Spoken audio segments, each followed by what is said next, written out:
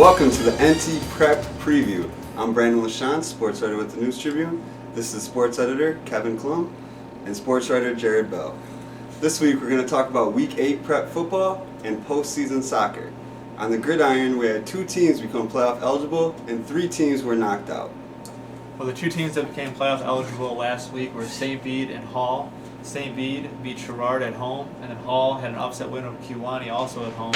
Kewanee came in ranked, though had 1 loss, so that was a big win for the Red Devils. So now they both have 5 wins.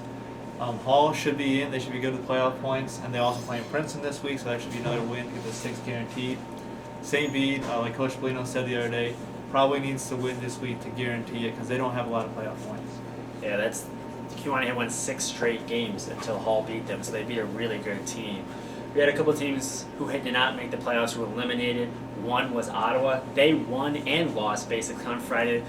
They beat LP pretty easily, 41-7, but Streeters lost at home to Geneseo and eliminated them from the wacky playoff scenario that they would need to win the conference and then get the playoff berth. So they're out. You also had Mendota, who lost at Oregon, and you also had Bede Orion, who lost on Friday. So those 3 teams are all out and play Week 9 just to end the season on a positive note. We have arrived at Week 9, the last week of the regular season. What are some big games that we have this week? Well, as I mentioned before, St. Bede and Hall are both playing to try to get that 6th win. And we have 3 other playoff teams who are looking to better their postseason seed. We have River Valley at 5-3 heading into this week, so if they win, they get the 6th win guaranteed. We have Marquette looking to go 9-0 and maybe be in the running for a 1 seed or a 2 seed. And then Fieldcrest can possibly go 8-1, and so they'll be looking for a home game week one of the playoffs. Also, soccer is in full-fledged playoff mode now. What are some big games that are going on in sectionals and regionals there? Well, the small schools, 1A, are in sectionals this week. We have 2 small schools that got to the sectional at Mendota. One was Princeton. They won the Princeton Regional 5-0 over Wilmington on Saturday. It's the 2nd straight regional title for the Tigers and 3rd in program history. They actually faced Mendota on Wednesday. Mendota won their first regional in almost 10 years, 2nd in program history. So it's great for them. We also have Ottawa, who could still potentially play for a regional title. We filmed this on Tuesday, so we don't know, but it could be a good week for them. You could have potentially 2 teams playing for a regional or sectional title here on the weekend. Also wrapping up their season in the postseason is tennis. This past week we had sectionals, and now we're heading on to state. Yeah, there are several area girls who are going to be going to state this week, and represented by a couple of different schools. LaSalle Peru sending a doubles team to state, and that's Anna Konzak and Katie Wellner. Ottawa is sending a singles player and a doubles team. Molly Angel from Ottawa, she's going after winning the sectional. And the doubles team is Bailey Bradish and Mariah Kavanaugh. St. Bede is sending their first player, boy or girl, to state in almost 10 years. So that's a big accomplishment for Rachel Dose, senior. And then Princeton's Jen O'Neill is making a return trip to state in singles. Yeah.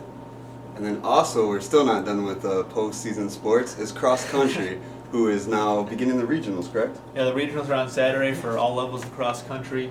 We have several teams that are looking to advance as a team. We have a lot of good individuals. The majority of our teams are heading to Seneca for the regional in 1A.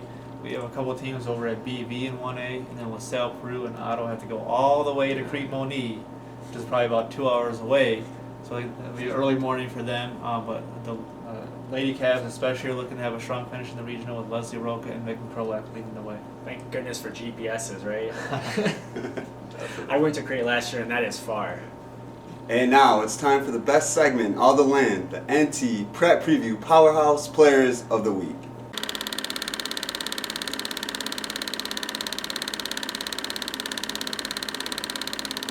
Well, guys, our first Powerhouse Player of the Week is Henry freshman golfer Jake Kennedy. He finished tied for 26th at the IHSA state meet. He finished with a 161 overall. I know he wanted to get top 25. I think top 26 was pretty good for him, so I'm sure he's going to be proud, especially as a freshman.